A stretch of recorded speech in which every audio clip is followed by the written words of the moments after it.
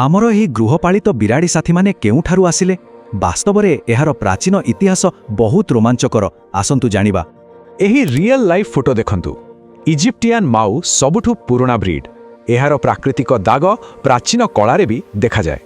ଆଶ୍ଚର୍ଯ୍ୟର କଥା ହେଉଛି ଏହି ଶାନ୍ତ ଏବଂ ବିଶ୍ୱସ୍ତ ବ୍ରିଡ୍ ପୃଥିବୀର ସବୁଠାରୁ ଦ୍ରୁତ ବେଗରେ ଦୌଡ଼ୁଥିବା ଗୃହପାଳିତ ବିରାଡ଼ି ମଧ୍ୟ।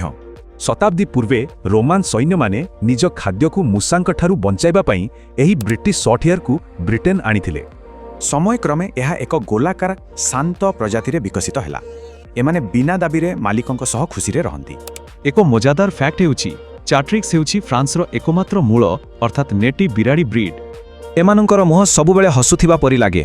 ଦ୍ୱିତୀୟ ବିଶ୍ୱଯୁଦ୍ଧ ପରେ ଫ୍ରେଞ୍ଚ ବ୍ରିଡର୍ସମାନେ ଏହି ଶାନ୍ତ ପ୍ରଜାତିକୁ ଲୁପ୍ତ ହେବାରୁ ବଞ୍ଚାଇଥିଲେ। ଏବେ ହାଇବ୍ରିଡ୍ କଥା ଦେଖନ୍ତୁ।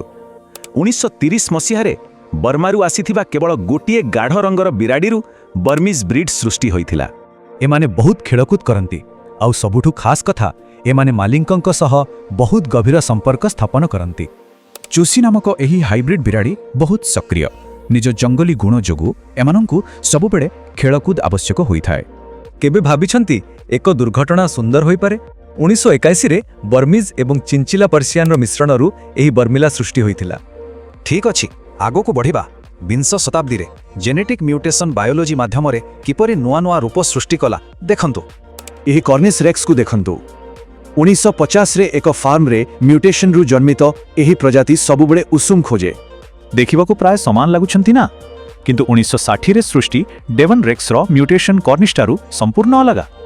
ଡେଭନ୍ ରେକ୍ସର ବଡ଼ କାନ ଆଉ ପିକ୍ସି ପରି ଚଉଡ଼ା ମୁହଁ ଥାଏ। ଏହି ବିରାଡ଼ି ବାସ୍ତବରେ ବହୁତ ଚାଲାକ ଏବଂ ଦୁଷ୍ଟ ପ୍ରକୃତିର।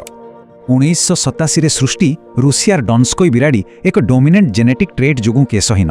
ଏହା କିନ୍ତୁ ସ୍ଫିଙ୍କ୍ସଠାରୁ ସମ୍ପୂର୍ଣ୍ଣ ଅଲଗା। ଆଉ ଶେଷରେ ସିମ୍ରିକ୍ ଆଇଲ୍ ଅଫ୍ ମ୍ୟାନ୍ର ଜେନେଟିକ୍ସ ଯୋଗୁଁ ଏହି ଲମ୍ବା କେଶଯୁକ୍ତ ବିରାଡ଼ିର ପ୍ରାକୃତିକ ଭାବେ ଲାଞ୍ଛନ ଥାଏ।